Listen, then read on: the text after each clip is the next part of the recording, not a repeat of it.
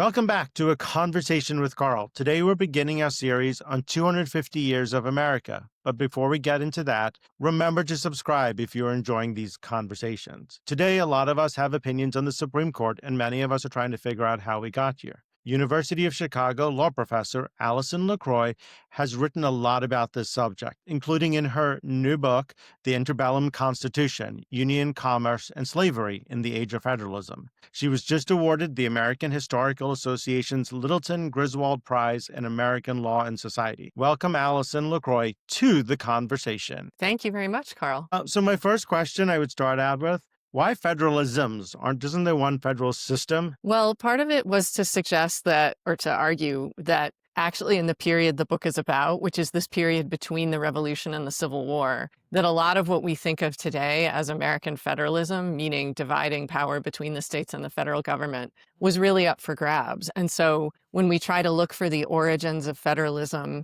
as we now know it, which is something that's obviously of great interest in general today and on the Supreme Court looking to history and so on, it's really important to correct the record and to say, well, the whole situation and the whole array of governmental powers looked really different in this key early 19th century period. And part of the argument of the book is to say, let's look at the different configurations of governmental power that people were debating, and they may look really different. And what does that tell us both about the possible options for us today, and also if we're going to make arguments today about how things have always been, we should at least be accurate about how they in fact were in previous times. One of the things I found interesting was they called it the flyover period. From 1815 to 1865. I called it that, yeah. Yeah. So it is the flyover period. So why is it the flyover? Like, I found it interesting. So why is it the flyover period? Yeah, well, a student sort of threw that out in a class conversation once jokingly and said, oh, I feel like this period is the flyover country of American constitutional law. And that really captures a lot about it. So, we know, I think of it also like geography, like a map where there's the Revolution and the founding period. And that's one kind of peak or mountain range. And then there's the Civil War and Reconstruction. And we have some, obviously important understanding of that as changing the nature of the federal state relationship, changing the nature of rights, ending slavery. And then there's this sense of like, there's this period in between, there's this sort of desert in between where a lot of things happened. But if you look in sort of most constitutional histories, it's like, and then people fought about things, but the fighting was all a precursor to the Civil War. So it's like this fallow country between the two mountains, and it's easy to think there's just nothing there. Like you're just sitting on the airplane of the Constitution waiting for like the next amendment to show up as a way station, when in fact, part of what's going on over this period between 1815 and 1861 is actually a lot of change. So it's not a flyover country where everything is the same. Like 1815 looks really different from 1861 in constitutional terms. And then part of the reason you get the Civil War when you do and the configuration that it has is because of what's been happening over the previous 5 decades. So it's like really important terrain that the country traverses, as opposed to thinking they're just trying to get to this endpoint and like everything for 50 years is the coming of the Civil War. So when you're looking at when you're looking at this over that period of time, because the world is always moving, the document's always changing, right? The culture is changing, English is changing, the world changes constantly. So even if it's not a big moment, it would be changing. Even if there's no big defining moment, there would automatically, just because the way we live our lives, change is inevitable. Yeah. And I think one of the very pervasive and powerful modes of constitutional interpretation right now, or just ways of thinking about the Constitution, is to say, let's imagine, we're trying to figure out what some provision in the Constitution means. So the Second Amendment is one that obviously we talk about a lot, about firearms, but the First Amendment with free speech. And so there's a tendency, especially among some justices on the Supreme Court, but just more broadly to say, in order to know what freedom of speech is, in order to know what the right to keep and bear arms is, let's figure out what this meant in 1790, 1791, when those amendments were drafted. And that's an important project. And certainly there's a way that that's a historical project, but then it starts to be less actually historical when the assumption is, if that's what those things meant at that time, then that's what they meant for like the next 50 years. And also, frankly, the project of figuring out what something meant in 1791 is a lot harder than reading the text of the Constitution and one Federalist essay. So part of my argument in the book is to say, what does, for instance, the federal state relationship look like, or who's making states' rights arguments in this period?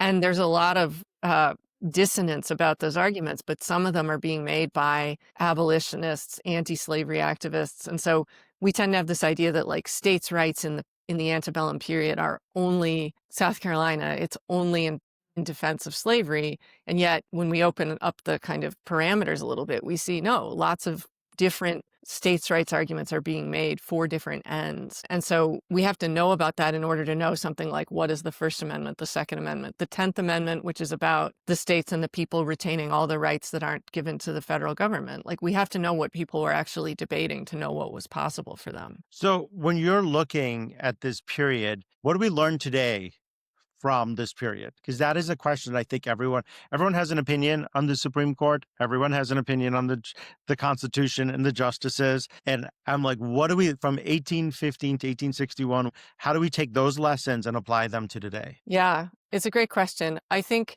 three things.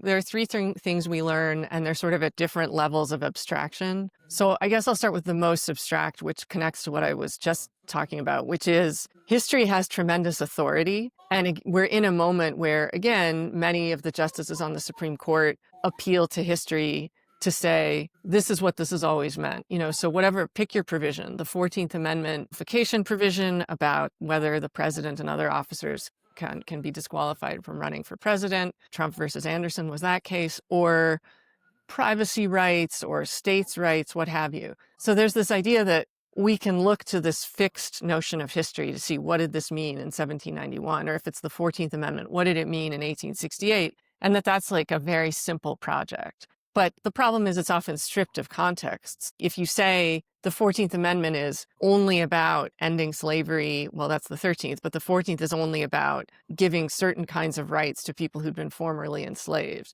That's not actually the way people were talking about it at the time. So you need to know more about the context in order to make the historical argument, as opposed to just reading one essay and saying, well, this is what one person thought it meant, so that's what it meant. So that's one lesson. History, if we're going to treat it as authoritative, we need to do a better job with it and to know things about context. Like, for instance, James Madison is one of the favorite people to appeal to for originalists, people who think there's this original meaning. But Madison himself, in his own lifetime, when he was in his 80s, toward the end of his life in the 1820s and early 30s, he said the meaning that he had in mind of a veto, a particular veto he'd signed in 1817 when he was president, his intention did not control and didn't control what the meaning was, nor did what people thought it meant in 1817. So he writes in 1830, basically, I understand that the meaning of this thing I wrote in 1817 is an ongoing project of interpretation. And what people think it means in 1830 is its meaning, irrespective of what I, James Madison, thought or what people in 1817 thought. So that's one pretty... That's really fascinating, because that comes to the Second Amendment, right?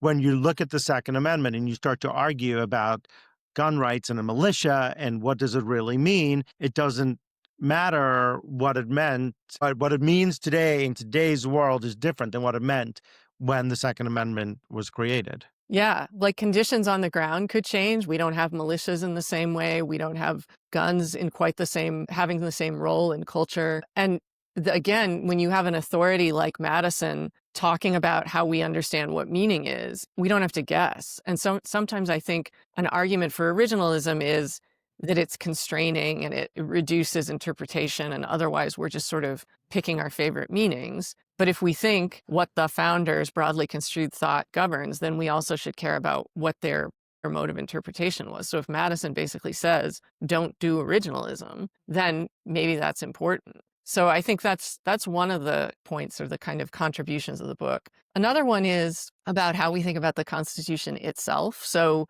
if we just look at the text of the Constitution, I have my little pocket Constitution here, which also my copy has the Declaration of Independence and some others. I don't carry it around and pull it out of a coat pocket, but I have it at my desk. And there are no amendments between 1804 and 1865. 1804 is the 12th Amendment, which changes how presidential elections are run. So we don't have The first place person is president, the second place person is vice president, which leads to all sorts of problems, including the Burr-Hamilton duel and lots of other things. So in 1804, there's an amendment that sort of gives us much of our modern way of running presidential elections, including that you have a ticket of a president and a vice president. 1804, that's the 12th Amendment. We don't get another amendment until 1865, the 13th Amendment, that ends slavery. That's the end of the Civil War. If you just looked at the text of the Constitution, you might think nothing changed. The text is the only marker. But if we Hence the look, flyover. yeah, hence the flyover. But then if you look at some of the great Supreme Court cases of the period, which are in every textbook and casebook that we have in law school, like the commerce power, the Supreme Court figures out what does it mean to say Congress has the power to regulate interstate and foreign and commerce with the Indian tribes in this period. So the meaning of what the commerce power is, which is something in the Constitution, changes based on what the Supreme Court says, based on the arguments lawyers make. So that's a change that wouldn't be represented in the text of the Constitution, but it is a legal change. And then the third thing I think we learn from this period is something that's particularly salient right now, which is states' rights, which I mentioned. States' rights arguments are pervasive in this period from 1815 to 1861. And it isn't only what we might think of as kind of bad faith arguments by pro-slavery secessionists, where we would say, yeah, of course they believe in that because they think the federal government is ending slavery. Well, in fact, for much of this period, the federal government was protecting slavery. And you get a situation like one I talk about in the last chapter of the book in Wisconsin in the 80s, where you have these radical states' rights claims, state sovereignty claims, people nullifying federal law, and they are doing it to protect formerly enslaved man who's a fugitive under federal law. And in Wisconsin, there's basically a rebellion against federal law in the name of states' rights. So it's not the usual picture of states' rights, but one of the things I think this shows us is just how powerful the notion of states' rights is a freighted phrase, but let's call it state autonomy, state sovereignty, how powerful those notions are. And they're really embedded deeply in our system, and which I think we're seeing today with states resisting the federal government or telling local officials not to help the National Guard or ICE carry out raids. This is obviously a big issue here in Chicago.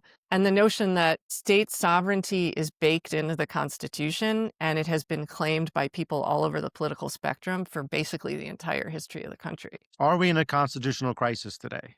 Yeah, it's an interesting question. It's an important one. I think there's no definition of what a constitutional crisis is. I mean, the Constitution, it doesn't say, here's the crisis article. Here's how to know.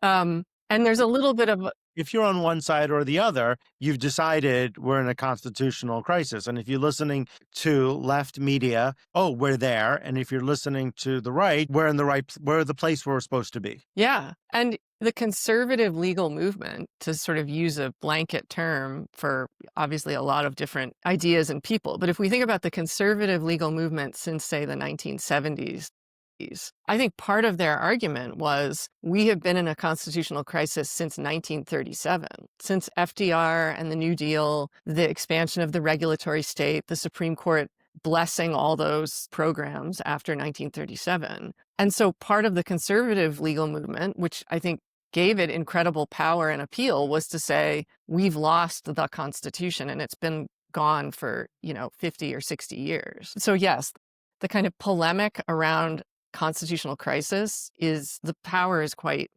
significant.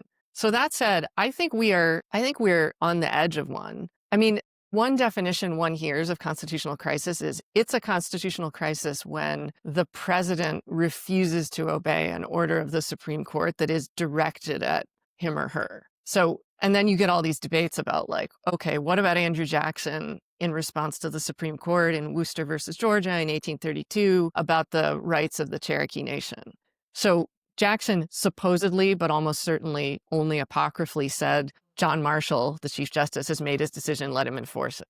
Well, he didn't actually say that, as best we can tell. It's certainly true that Jackson was encouraging Georgia to flout the Supreme Court's decision in that case, and the decision had basically said, Georgia doesn't have the authority to regulate or extend jurisdiction over native nations. Only the federal government does. So Jackson certainly told his Georgia allies to ignore it. He had run for president in 1828 on two prongs, and one prong was get rid of the Bank of the United States, and the other was passing what was called the Indian Removal Act. So like everybody knew where Jackson was on this. But it is also the case that the court's order was not directed at Andrew Jackson. So it wasn't as though the court said, Jackson, you must order the United States Army to stop doing expropriation and cease the Trail of Tears. And why I think that matters, and so this is why I think we're getting closer to one now, which is we are much closer to the Supreme Court issuing an order in a case in which the executive branch, Donald Trump, is a party, and ordering the executive branch to do or not do something. Is that the tariffs case or? It's the tariffs case for sure, and then sort of others where, the whole kind of set of events around the flights back in the fall, I guess, that was coming out of the lower federal courts, but about ordering the planes to turn back. All of these things, I mean, to me, a constitutional crisis is if we have the executive branch claiming that the laws do not apply to it, and that the Supreme Court and the federal courts generally do not have the power to uphold those laws. And I think in terms of rhetoric and statements from the executive branch, I think we are there. And all of the assertions, which I think go far beyond what even Richard Nixon was saying as to the Supreme Court. Like just the blanket assertions today of the Supreme Court, the federal courts don't have the power to require the president to show up in court or to give reasons. So I think we're getting there. And I think a lot depends on the Supreme Court, quite honestly. And the idea that husbanding the Supreme Court's institutional power is the way to avoid a constitutional crisis, I think is not right at some point, because at some point the question then becomes, why does the court have the power it has? What is it saving it for if it's trying to avoid collisions with the executive branch? At some point, there may need to be a collision. And what happens in that collision? Well, I mean, it would depend, but the collision that I'm thinking of is the Supreme Court saying in a full opinion in response to a case that has actually been argued and had oral arguments, so not coming in on the emergency docket, where they say something like, it is the case that, let's say, birthright citizenship is enshrined in the Constitution and the president does not have the authority to countermand that through an executive order. And we haven't quite gotten there yet with most of these cases because a lot of the cases have gone to the Supreme Court, but it's been in the posture of this emergency docket where the court is usually not hearing the merits of the case. They're deciding something that's very arcane, and I think for lay people really opaque, because it'll be like, should the Supreme Court overturn the denial of a stay that would have vacated a district court's order? It's like so many layers. Or the proper parties aren't before the court, so the court says someone lacks standing.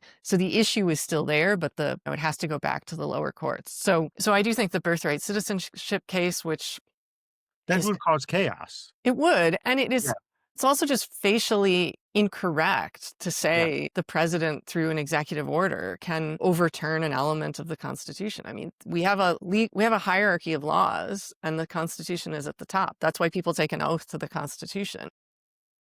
So how do you come back from this then? Because that's what, if we go there, once we go over that threshold or we take that next step, I'm not sure we come back. Yeah. I mean, this is why there are so many parallels, I think, that people have remarked upon to the 1850s. And the 1850s, I think, have usually been this period of American history that most, non-historians don't spend a lot of time thinking about. There's sort of like one day there was the Civil War.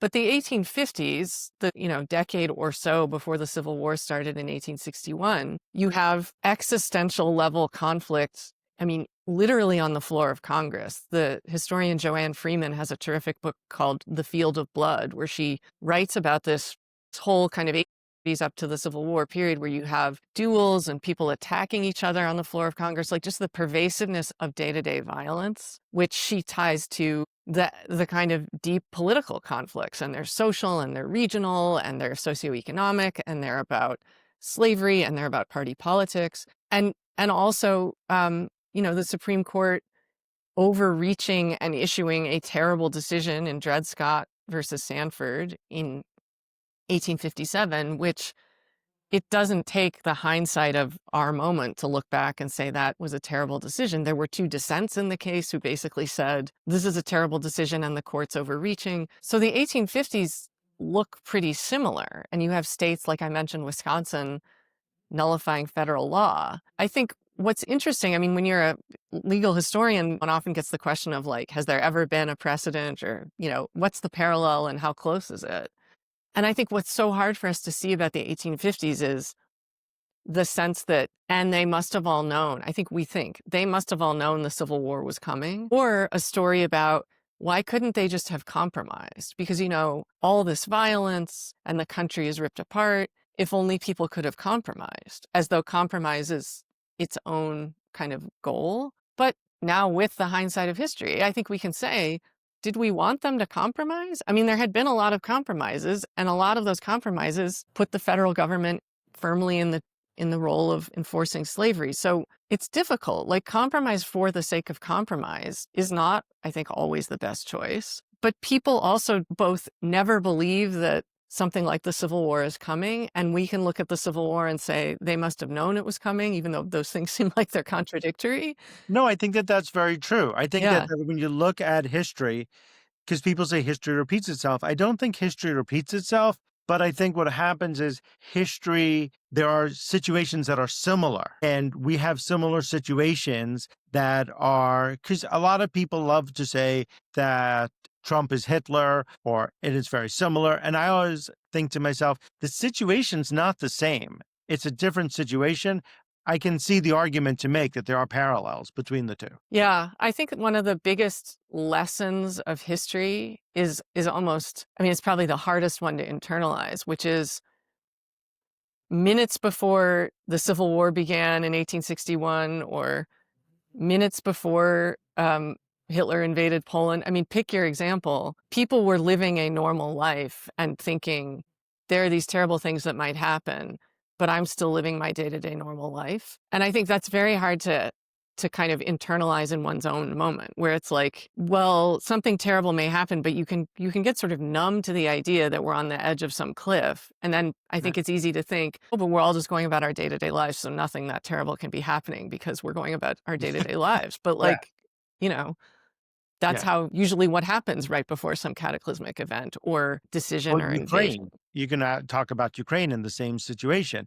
There are people that are still going, it's year 3 of the war. People are still going on as day-to-day lives, and there's still a war between Russia and Ukraine. Yeah. Yeah. And I think the dailiness of our life is probably so consuming because of things like social media and just the immediacy of so many inputs to just our daily like existence and brains. And so I think that the human mind, which is not my specialty, but I'll say human historical actors just have difficulty kind of keeping things in their consciousness at one time. And so, I mean, this I think is another piece of something that my book tries to give insight into, which is we shouldn't assume that there was these good old days where like the Supreme Court wasn't political, or people believed that law was separate from politics, and now everything is sort of interwoven and nobody believes anybody. That was also true in the early 19th century. I mean, the court was deeply political in both a partisan and in a kind of acting like a political institution way. I mean, you had people on the court, justices for the entire early 19th century, who everybody knew that they might be presidential candidates. That was like a thinkable scenario. That Smith Thompson from New York is a Supreme Court justice, but gee, he'd also really like to run for president, or John McClain from Ohio. And I think, again, one could get sort of despondent about that and think, feet of clay from the beginning and everything's been terrible. But I think one can take a little bit more optimistic lesson from it, which is we should stop thinking today that there was this sort of healthy and good old day and now everything is Perfect. post-lapsarian, and right, we've descended from the great moment, Yeah. and now we just are sort of living in this Yeah. moment of the fall. Like, I think hard decisions have to be made, and even people like Lincoln, who we think of as sort of above this fray, if you look at the early days of the Civil War, and that's the book project I'm currently working on, is looking at the Civil War and Reconstruction. Is it even a war? Is it a civil war? Is it a rebellion? What does it mean to secede? Like, which army has control of the fort or the arsenal? Like, that's the day-to-day Lincoln was dealing with. And those actually seem a lot more like difficult human problems that people have to work through. Yeah. You brought up social media, and since you are a professor, so you're seeing students every day, how does social media play into the classroom, into your life? in the scholarly world today, I would ask? Yeah. It's a maybe a little bit of a vexed relationship. One of the things about being a historian is the caricature of the historian is they're the person in the room who says, well, it's complicated, including to lawyers. Like lawyers say, give us a usable nugget of the founding that we can use. Can we say this about the First Amendment or something? And the historian's like, well, it's complicated. I don't think it's infinitely complicated, but I do think part of the challenge of being a historian, but I would also say like a constitutional law professor or a law professor, is that lots of things are complicated and trying to make clear to students or to the broader world this notion of we can understand things, and sometimes narrative I think can be helpful because you can convey complex ideas in a way that people find compelling. But like it's the attention span thing. You might not be able to explain something in a 5-second clip or in a post on social media, or it might not be reducible to something. So I think the notion that we can like reduce everything to something else, like, well, what did Madison think about originalism? Well, he didn't say anything specifically about originalism. Here's what he said, but it's going to take a minute to kind of unravel it and explain it. Well, But I think the appetite for things being complicated. Yeah. history has become irrelevant to a lot of people, or they don't understand it and they don't need to put it into context. And I think like your point that you just made is so important, that it wasn't all rosy. Like it's a difficult time, difficult decisions were made between 1815 and 1861. And that's important. And that's part of the education system. Yeah. I mean, I think for me, writing this book was hard in lots of ways. And one of the things about it was I realized as I was into the research, everyone I was writing about pretty much was either tragic or terrible, and some of them were both. And that may always be true in history. But this period of US history, there's obviously slavery, there's rampant misogyny, there's a pretty entrenched social hierarchy, there's genocide against Native nations. I mean, on and on. Nativism, wars of empire. And, one of the things that history, I think, makes us do or should make us do is to say that's true. And yet we still need to study the period. And maybe we have an even more urgent need to study the period. And it's not about, do you like this person?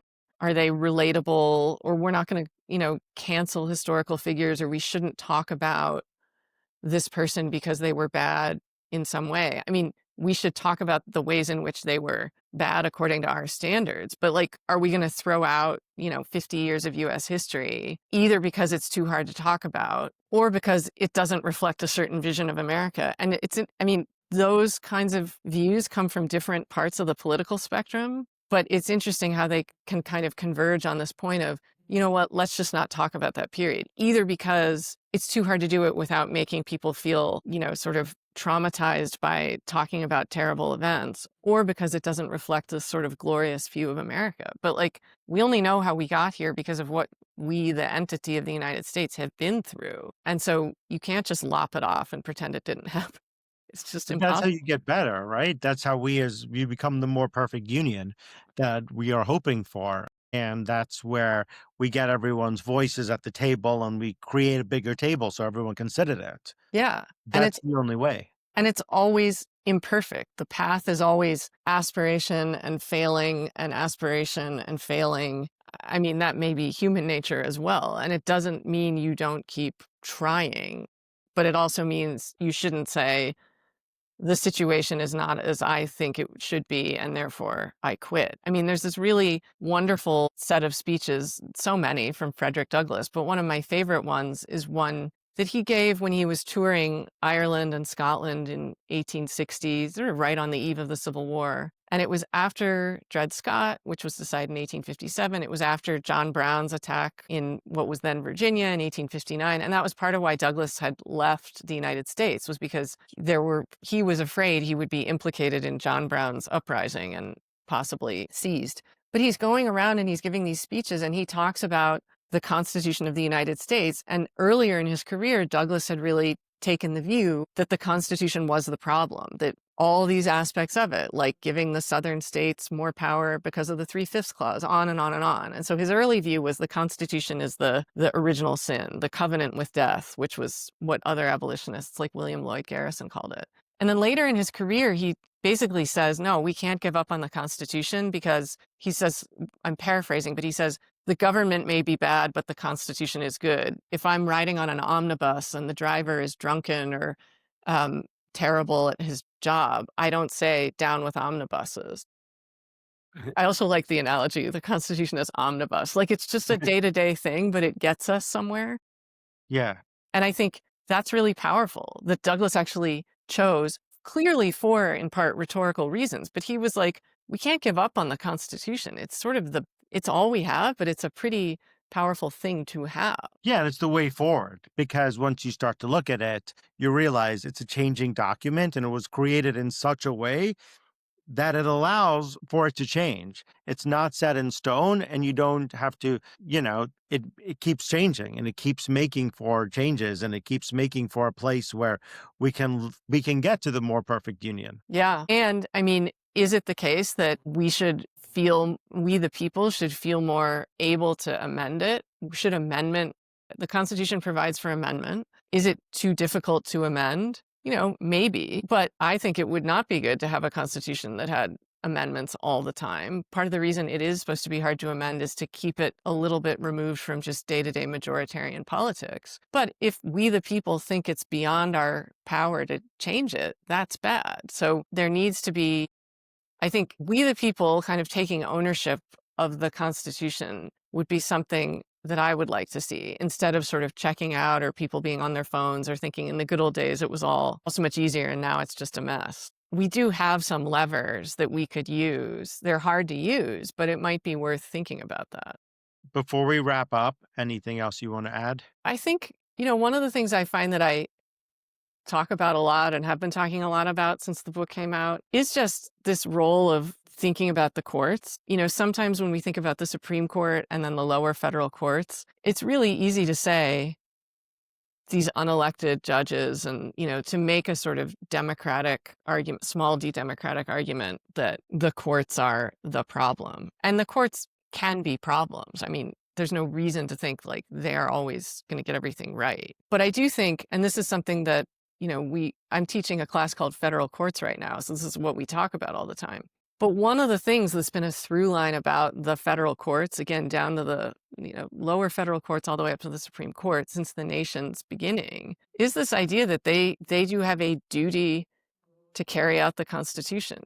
And I think we see a lot of ways that the modern Supreme Court sort of says, well, we'll let the states decide, or we should let Congress decide, and we want to have judicial modesty, which is valid. We don't want them deciding things that are not within their powers. But I also think they have a special role that is the duty that goes with all the kind of life tenure and protections they get, which is upholding the Constitution. I like to say they're a branch in the separation of powers, but they're also an umpire, which interestingly is a word that people used in 1815 about the Supreme Court, long before baseball, but they have a concept of an umpire. And they are the umpire. And that is both a power and a duty. So it's one that I think they need to be serious about and not sort of casually put to the side when it may be useful to say, let's defer to the states or Congress. Do you think they put it to the side right now or no? Well, I think it's selective. I mean, I think there are instances where the court says, well, this is a hard issue that a lot of people disagree about. So who are we, the court, to say that someone can sue a federal officer for money damages? Really, Congress should decide that. Or abortion and reproductive rights. And we have a long tradition, I think, of saying sometimes the court has to sort of step in, especially vis-a-vis other branches like the executive branch, and say, there's an independent value of the rule of law. Like the Constitution doesn't just say unbounded executive power. The Constitution also says rule of law and the president has certain duties and powers, but doesn't have all the duties and powers. So I think they sometimes deflect into this judicial modesty position when instead they should say, again, power and duty, and we have to adhere to the rule of law and actually announce that to the country. Alison LaCroix, thank you so much for joining me today. The book is The Interbellum Constitution, Union, Commerce, and Slavery in the Age of Federalisms, with an S. Thank you so much. And for all the listeners, thank you so much. And remember, if you enjoyed this conversation, to hit the subscribe button. Thanks so much. Till next time. Thank you.